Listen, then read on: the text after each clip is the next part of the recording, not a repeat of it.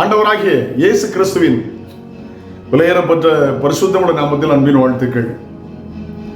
இந்த காலையில் உங்களை சந்திப்பதில் மகிழ்ச்சி அடைகிறேன். நான் உங்களுக்கு ஆசீர்வாதமாய் மாறட்டும்.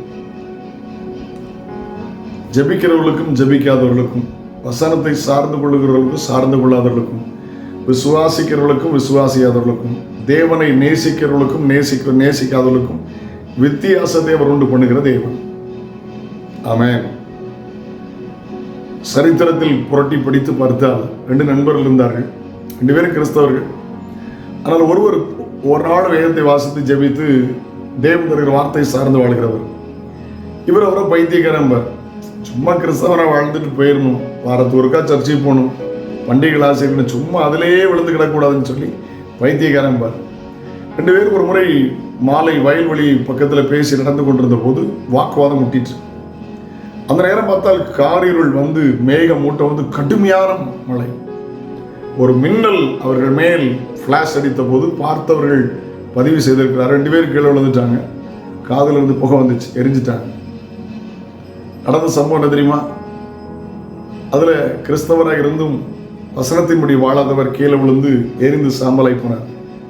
கூட நடந்த அந்த நபர் எழுப்பினார்.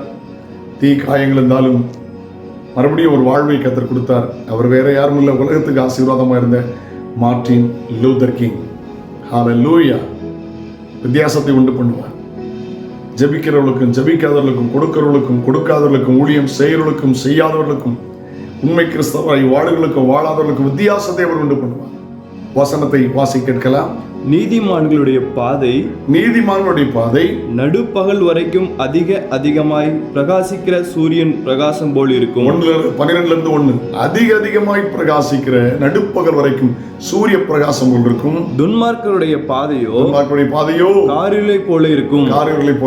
தாங்கள் இடறுவது என்னதெனில் என்று அறியாதிருக்கிறார்கள். விழுகிறது இடறுகிறது இன்னதென்று அறியாதிருக்கிறார்கள். நீதிமொழிகள் 4:18-19. ஆமென். வசனத்தை வாசித்து சார்ந்து அப்படி வாழுங்க. ஹல்லேலூயா. கர்த்தருடைய வேதத்தின்படி நடக்கிற உத்தம மார்க்கத்தார் பாக்கியவான்கள். ஆமென். ஹல்லேலூயா.